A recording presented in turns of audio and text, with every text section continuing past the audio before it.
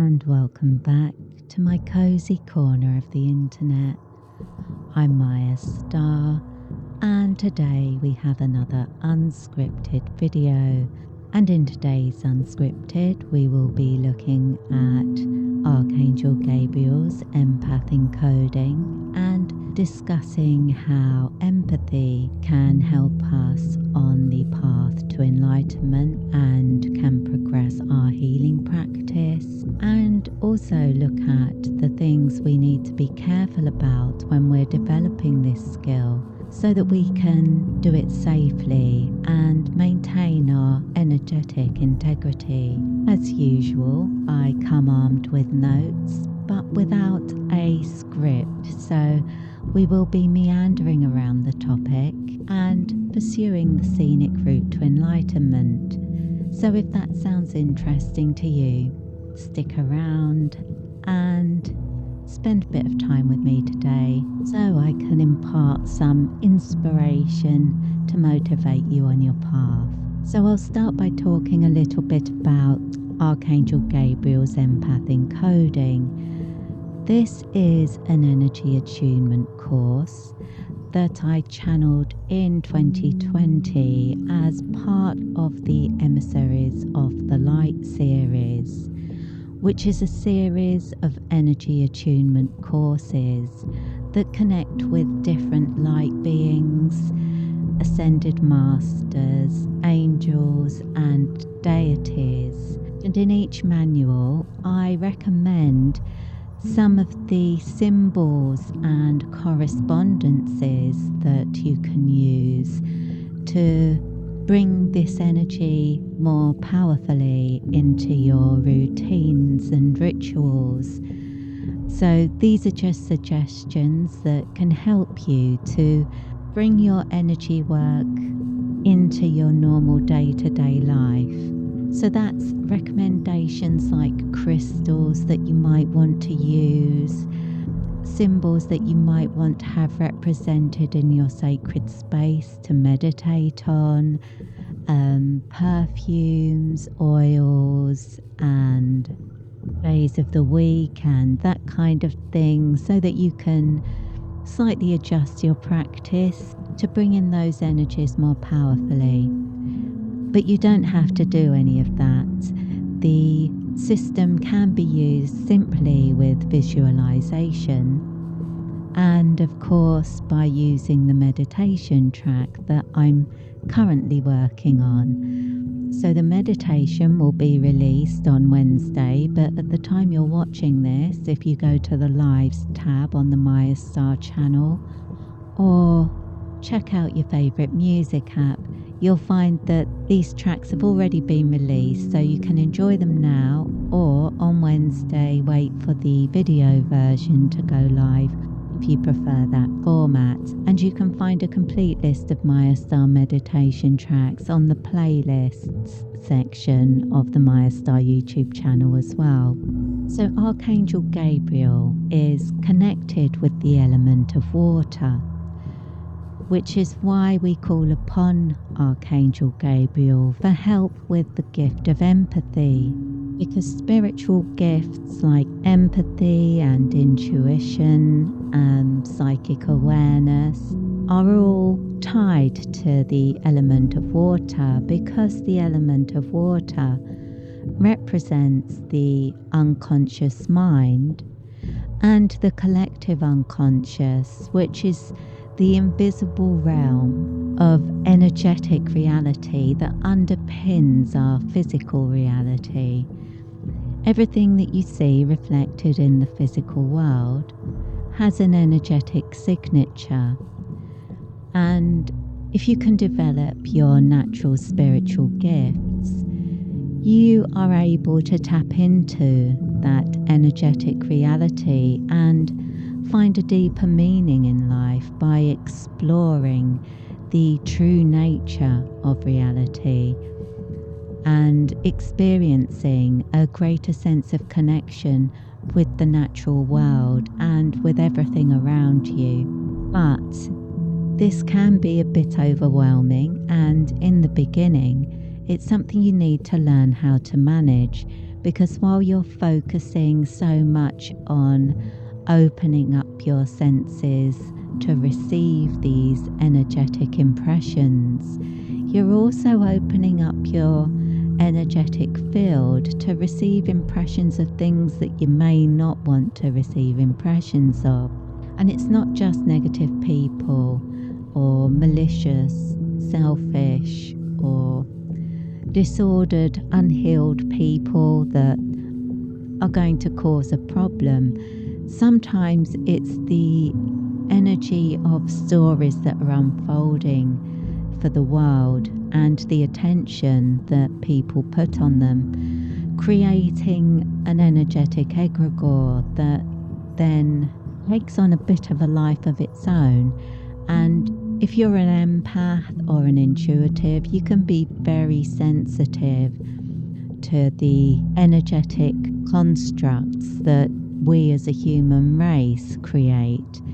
So learning to manage your gift by turning it on and off, basically, is essential for your well-being. You don't need to, and nor is it desirable for you to be connected continuously to the energetic reality, because, as I say, it's not only negative people you need to be careful of, but sometimes there are just negative energies out there, or energies that would deplete your energy over time if you were to persist in communion with them. So learning to ground your energy back into your body and keep everything properly integrated so that you don't become overwhelmed and you don't experience the challenges of energy being drawn away from you and restricting the flow of life force energy through your system,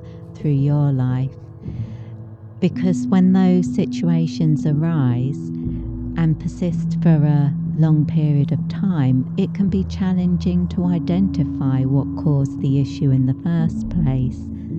And that can make it much more difficult for you to heal. So if you are an empath, Archangel Gabriel's empath encoding might be important if you haven't learned to fully manage your gift yet. And if you're not a natural empath, but you seek to develop those gifts in order to enhance your life experience, relationships, and connection to the energetic realms, or you just wish to develop your empathy in such a way that you can use it to help you with your healing practice, this would also be a good option for you. This attunement can enhance the gifts you already have, as well as manifest new ones.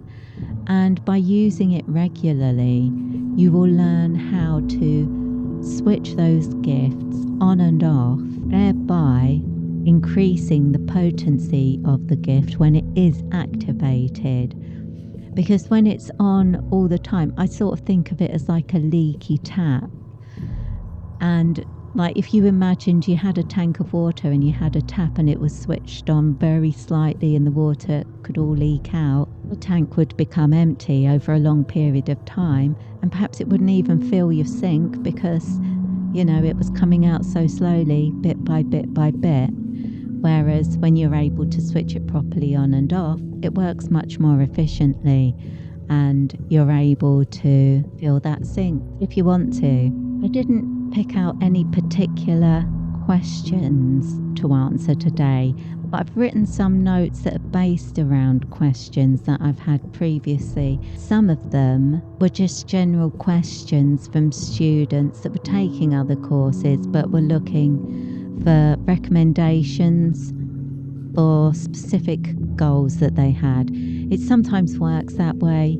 When you're learning energy healing, you start off going in one direction, but then after a while, the universe guides you in another direction. So one of the most common questions I get when it comes to empathy and natural gifts of the empath is about narcissistic people, or people with narcissistic traits rather than people who have diagnosed narcissistic personality disorder, because they are very rare, but they're very destructive. So most people that are selfish or narcissistic aren't actually narcissists. They just have those kinds of traits. And in many ways, the world encourages them. There is a big emphasis put on achieving things and being a success and being seen to be a success,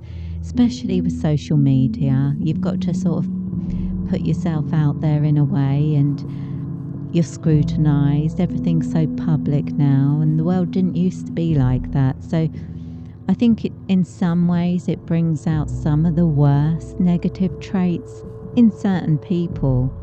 Not everybody. I mean, there are plenty of lovely places on the internet here for a start, but there are some places on the internet where it's like the Wild West, and you don't know what happened to people. When did people start treating each other so horribly? But really, I think the best way to look at that is these are people that are unhealed, and they may not even be conscious of the fact that they need to heal.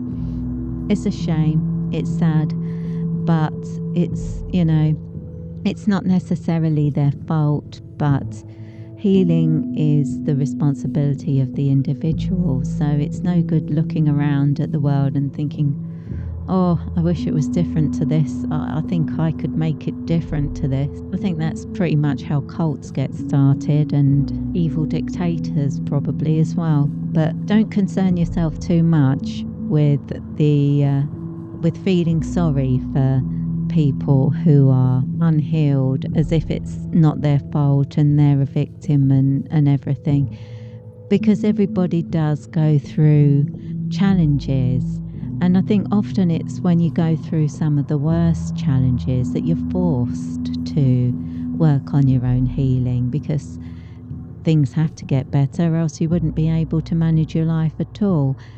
Whereas people who don't experience great sadness or great tragedy or great suffering may not have the same motivation to change and move beyond those experiences and integrate those experiences and move on to helping others that are going through similar things. That's a point I would like to make. I mean, what we think of as negative experiences, not taking away from the fact that they can be very negative, damaging, and can do us a lot of harm, but they can also give us opportunities for growth and opportunities for healing and to learn new things, and to be able to support others that are going through similar things. But even so, if you do come across people with heavy narcissistic tendencies, you do need to protect yourself from them, because these tendencies arise as a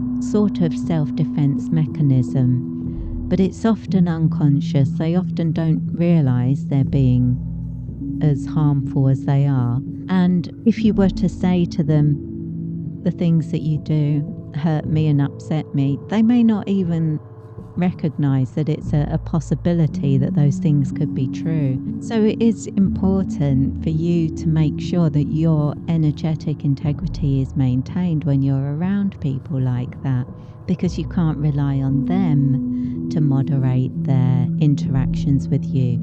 So you've got to create that boundary yourself, and learning to switch your empathy on and off is a very powerful way of doing that. I mean, if you think about it, if you're spending time with somebody who uses your energy up, who makes unreasonable demands or just oversteps the mark so that they're not considering your feelings, they're not considering your time and that sort of thing, you do need to put boundaries in place, and that includes on an energetic level. I mean, obviously you need to do it in a practical sense as well, but on an energetic level it is important, because that's how you maintain your spiritual health. And when you have empathy for another person, we think of it as being able to feel the other person's feelings. And you can to an extent. And sometimes you'll also pick up on their thoughts and things like that. But you are picking up on their energy. It's your energy and their energy sort of merging on the edges that's giving you that insight. And that's why it's important to address this as if it's just a spiritual problem. Even though, like I say, if you are around somebody who's very narcissistic, it's important to learn how to create boundaries in a practical sense as well, to stand up for yourself and maintain your limits. You don't have to be fighting against them, but just, maintaining your own limits. And often it's when you're at work, there'll be somebody who's falls into that category, or perhaps it's a family member, and then when you have to see them, you find it extremely draining. That's usually the hallmark. If you're an empath and you're spending time around somebody who tends towards narcissistic traits, you will find that you get drained very quickly around them. And grounding yourself before you spend time with them can be a simple way of naturally protecting your energy, and using Archangel Gabriel's empath encoding is another powerful way of doing it. Another thing I wanted to talk about was the similarities between those who develop the gift of empathy and those that develop narcissistic traits, because although we tend to think of these as complete opposites, as if the motivation of the empath and the narcissist are completely at odds, that's not really the case. Often people who develop destructive narcissistic traits do so as a way to protect themselves because of abuse in their childhood, bullying, or just general struggles as a child. And after a while, they start to project an image in order to protect themselves. But because they're so invested in the image they project, they lose sight of themselves within it. And they can feel very empty. People with these narcissistic traits may come across as happy, they may come across as successful, but they're actually quite fragile and vulnerable to criticism, and they tend to take things personally because they don't have the depth to back themselves up. Everything's quite superficial for them. So if you criticize them, they think that you're actually attacking them. They're not able to reflect on it or contextualize it. They will tend to see it as an attack. And when you think of it like that, you can appreciate that even these sometimes spiteful and difficult people actually, more than anything, need healing. But obviously you can't heal somebody who doesn't recognize the fact that they need healing. If they don't recognize the fact and they are happy as they are, perhaps it's not our place to try and push them to improve themselves. But at the same time, it's not your place to be their victim. So it is important to do something about it and learn to manage it without taking it personally yourself, without getting involved and feeling like it's your responsibility. Empaths can have the problem of thinking things are their responsibility when they're not, and trying to see the good in people beyond what's reasonable, trying to excuse other people's bad behaviour and listening to their apologies even when they're not backed by any changed behaviour and that kind of thing. So an empath does have to learn to look after themselves. But the empath likely developed their empathy through a similar experience. Usually people become more empathic if they have been victims themselves, and it's just a case that they developed that particular skill rather than developing the front that the narcissist develops. And so they develop a skill that helps them to anticipate problems, that helps them to try to understand where other people are coming from and try to have a bit of understanding of what might be coming next. So people who develop the gift of empathy often do it for the same reasons that the narcissists develop their narcissistic traits. The empath can tend to look at the narcissist and think that they have been through the same things, and so they need the same exact help that they would need in that situation, and that's not the case. Sometimes you have to allow people to have their problems and work through them on their own. That's what actually does the most good. That's how they will develop the skills that they need, and that's how they will find their healing. And perhaps somebody who's got narcissistic traits will start to realize that these don't serve them very well. I mean, if someone's an actual clinical narcissist, that won't happen because they wouldn't have the self-awareness. But most people with narcissistic traits aren't actually narcissists.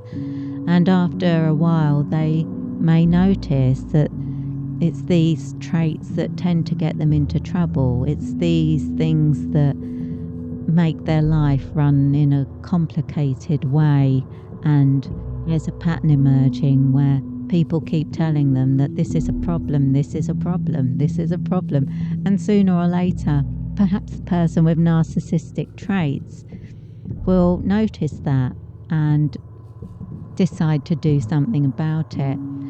But not everybody will, and it's not your responsibility to try to make that happen. But it is your responsibility to make sure that if you're around people like that, you don't let them take advantage of you, and you don't think that it's okay for them to hurt you, because they've been hurt after all. You can't just write off their bad behaviour as if it's perfectly understandable and it's to be expected, because you shouldn't be expecting that. And it's important to look after yourself. It's part of your self-care. This is how you express your divinity. If you imagine yourself as a divine being, do you really think that it's okay to let somebody like a workplace bully intimidate you or make you feel crappy every day of your life? It's not okay. It's not acceptable. And it's not just one of those things. It is something where it's best for you to do something about it if you can. And perhaps for the empath, that is part of their healing journey, learning to stand up for themselves and create healthy boundaries. And for the person that developed narcissistic tendencies, perhaps the thing to do is to go within and explore what caused them to become defensive and made them feel that they needed to protect themselves so much. So I mentioned the meditation track that I'm working on at the moment, which is for Archangel Gabriel's empath encoding. So this will be a meditation that you can listen to enhance your gift of empathy and to enhance your experience while working with Archangel Gabriel's empath encoding. If you make it part of your regular practice and you use the meditation alongside the course, over time you'll be able to just use the meditation without having to follow the techniques described in the manual for using this encoding. And this track includes me playing my guitar, and what else did I do? I like to gather my instruments around me, and then I pick out whatever I feel guided to. So it's a bit hard to remember. Oh yes, I used the helix. That's a sort of like a giant spring. It creates some very interesting metallic noises. And I do sometimes feel that with angelic energy, I'm drawn to more metallic sounds. So the work that I'm planning to do to it today, when I finished recording this video, is to add my voice and the light codes that will convey the energetic signatures that are communicated through the music. And I will be adding my sun drum to it. That's the new wooden drum that I talked about before.